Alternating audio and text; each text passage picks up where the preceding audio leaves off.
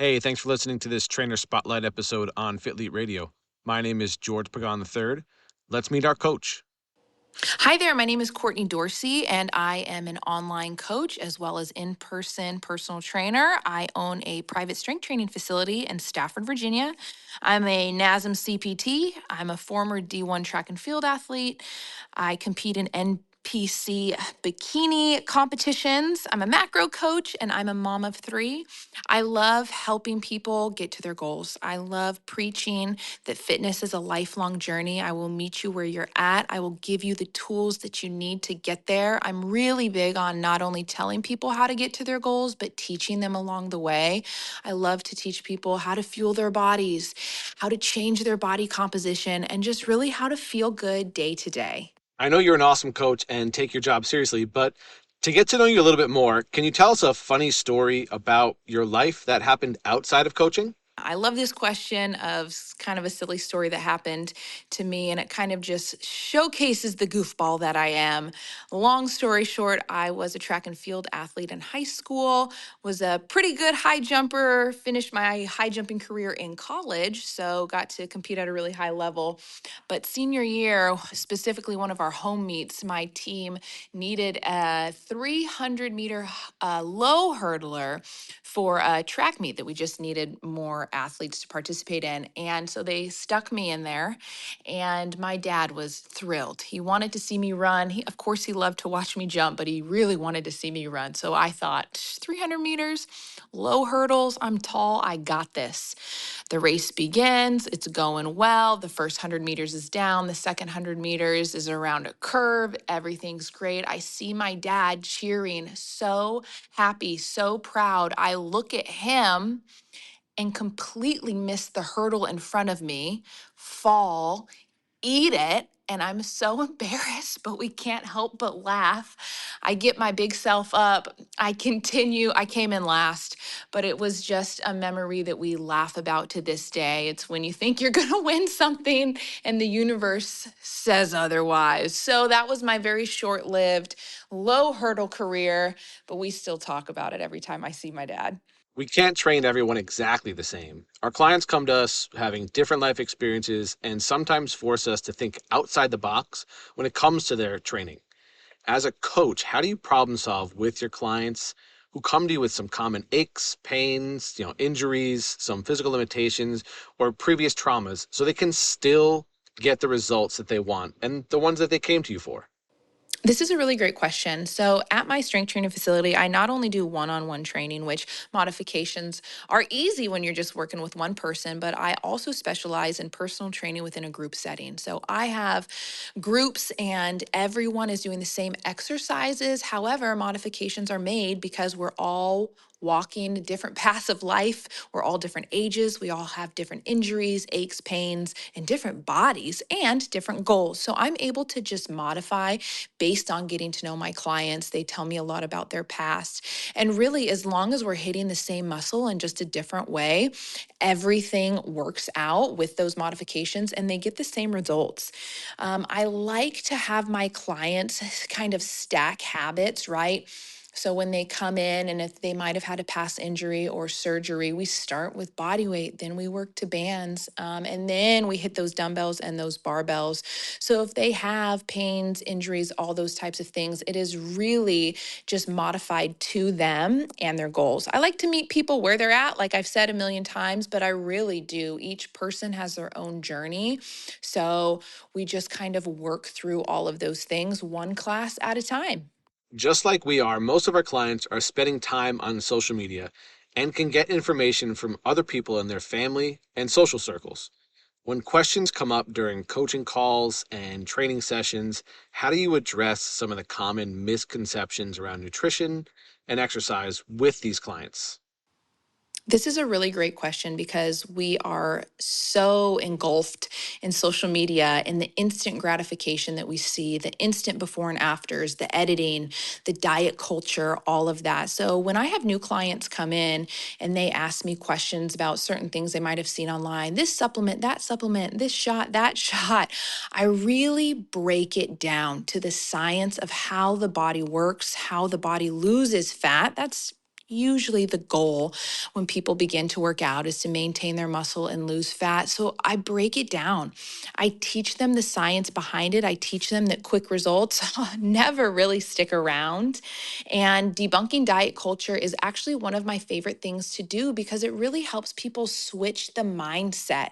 It turns into, oh, I want to get so skinny so fast, to, oh, wow, I actually see my muscle coming through now and I'm eating the appropriate amount and I don't have to be on 1,200 calories or take these fat burning pills that really don't do anything. So I think it's important, especially for women, to just learn from coaches who care and who know the science behind fat loss, muscle gain. So the more educated I am, the better results my clients are going to get. So I really, really take pride in continuing to learn more about the human body just to help my clientele.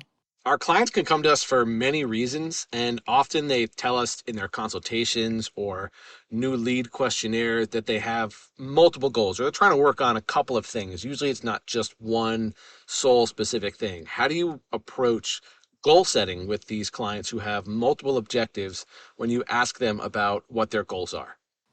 I think it's pretty common for people to come in with multiple goals. I want to lose fat. I want to see muscle. I want to be able to lift this much. And that's great. I'm so glad that people are motivated and they have all those goals. And what I do and the approach that I take is consistency. Okay, we're going to stack these habits. We're going to get you in the gym working out 3 to 4 days a week. We're going to start tracking your food. We're going to start drinking enough water. We need to break it down. Those are all habits that we can stack. So, for instance, goal number one is just getting to the gym 3 to 4 times a week. That is your first goal. Are you consistent with that? Great. You've been consistent a couple weeks with that. Now let's get those calories in check. What are we overeating? What are we undereating? Do we need to prioritize protein? Great. Now we're working out. Now we're tracking macros. Now we got to hit the macros, make sure we're getting all the food that we need, right? Then we got to focus on water at the same time as all of those things. So I really like to break it down for my clients and simplify it because their goals have to be attainable. And you'll slowly find out that once someone starts focusing on being consistent with the simple things, the training, the food, and the water, you'll notice their goals start to shift. And it's not all about getting skinny and feeling skinny and all of these things. It's, wow, I'm stronger. I am sleeping great. I feel so much better. My skin has changed. So, leading in, it's just about consistency and breaking it down. Let's start with one goal at a time because you will notice their goals will kind of change. And it's important for goals to change. As we attain our goals, we do want them to change and we want to start new goals. So, yeah, really just breaking it down, making small attainable goals. And once they reach that, it's an excitement. And then they have another goal. So, we just kind of keep the momentum going. But really, at the end of the day, we're just staying consistent. I believe all coaches should have similar baseline knowledge before starting to work with people. And I'm building Fitlete to help bridge some of these gaps that exist in our exposure to education. What experiences or qualifications do you think are crucial for coaches to have in order to deliver the best service they can for their clients? I think that the best coaches are those that put themselves in rooms with people that are even smarter than them. Getting yourself out there, networking, learning from coaches that have been doing it for years. You should never be the smartest person in the room because you should always want to learn. So, certifications are great, qualifications are great, right? The legalities behind those let us do what we do.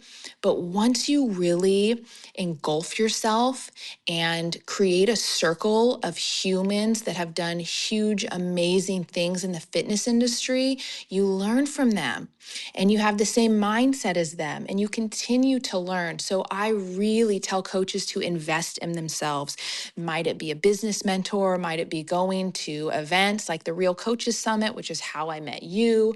You will learn so much by really just investing in yourself and networking and never being the smartest person in the room. Learn from everyone around you.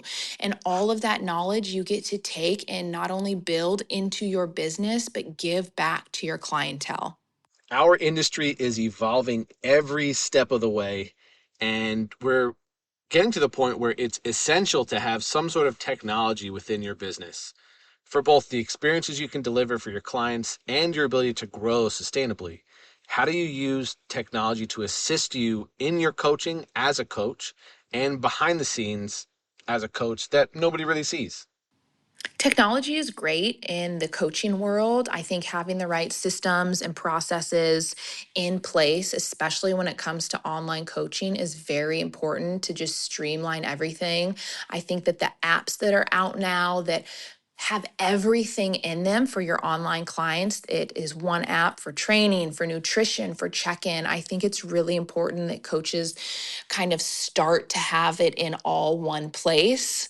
Years ago, we would just be spreadsheet coaches, emailing our spreadsheets to our clients, and that was great. And that was old school and it gets the job done. But being able to have data from your clients immediately when they work out has been such a game changer to be able to just have access to seeing their lifts, for them to watch videos on form, all of it, tracking their food, being able to go and see the fluctuations in their weight daily. So I think technology is great in the sense that it allows us to keep everything as coaches in one place and just streamlines it for us. Courtney, thank you so much for coming on and sharing some great info about yourself. I'm glad you guys got to know Courtney a little bit better through this episode. Check the show notes to see how to connect with her best. That's all for this episode. And if you want to learn more about Fitlete, our resource nexus for coaches and personal trainers, visit fitlete.com. That's Fitlete.com. Thanks. I'll talk to you soon.